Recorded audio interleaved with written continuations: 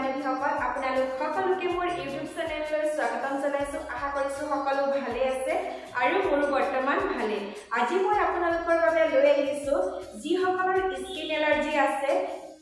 যিসকলৰ ৰদত গলে মুখৰ ৰঙা পৰি পিম্পল উঠাৰ দৰে হৈ যায় তেওঁলোকে ঘৰুৱা পদ্ধতিৰে কেনেকৈ এই সমস্যাবোৰ সমাধান কৰিব তাৰে ভিডিঅ'লৈ আপোনালোকৰ মাজলৈ আহিছো আশা কৰিছো ভিডিঅ'টো চাই ভাল পাব আৰু যিসকলৰ স্কিন এলাৰ্জি আছে স্কিনৰ প্ৰবলেম আছে তেওঁলোক উপকৃত হ'ব তেন্তে দেৰি নকৰি ভিডিঅ'টো আৰম্ভ কৰো বলক স্কিন এলাৰ্জি ভাল কৰাৰ প্ৰথমটো টিপছ হৈছে আপোনালোকে মুখ ধুতে এটা জেন্টল ক্লিনজাৰ ব্যৱহাৰ কৰিব যাতে আপোনালোকৰ এলাৰ্জি আৰু বাঢ়ি নাযায় নেক্সট হৈছে বেছি ৰাফ কাপোৰে মুখখন নমচি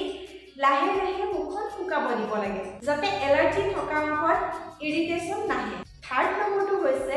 আপুনি এটা এলকহল ফ্ৰী ময়শ্চাৰাইজাৰ ব্যৱহাৰ কৰিব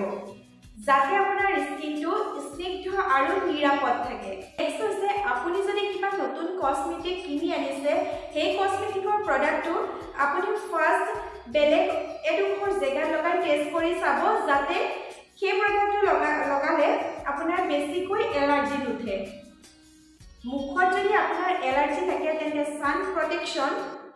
SPF 30+ মিনাৰেল সানস্ক্ৰিন ব্যৱহাৰ কৰাটো একেবাৰে জৰুৰী কাৰণ যদি আপুনি বাহিৰত সানস্ক্ৰিন নলগোৱাকৈ ওলাই যায় আৰু আপোনাৰ এলাৰ্জি হৈ আছে তেতিয়া ৰদে আপোনাৰ এলাৰ্জি আৰু বেছি বঢ়াই তুলিব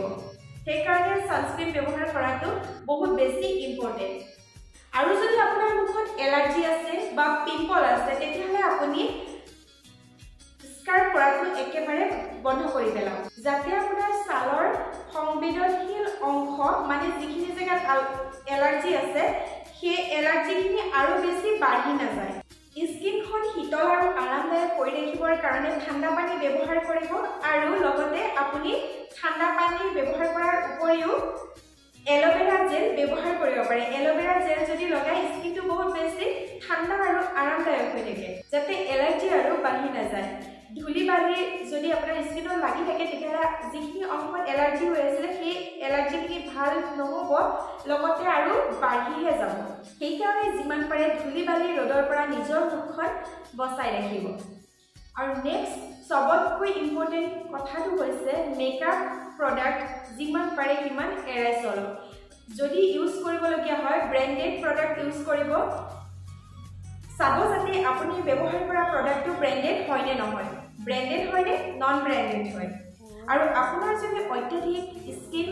এলাৰ্জি আছে তেতিয়াহ'লে আপুনি এজন ভাল স্কিন বিশেষজ্ঞৰ পৰা পৰামৰ্শ ল'ব আৰু এই পৰামৰ্শবোৰ যদি আপোনালোকে সঠিকভাৱে পালন কৰে তেতিয়াহ'লে আপোনালোকৰ যি এলাৰ্জি আছে সেই এলাৰ্জি লাহে লাহে কমিবলৈ আৰম্ভ কৰিব আপোনাৰ স্কিন ধুনীয়া হৈ পৰিব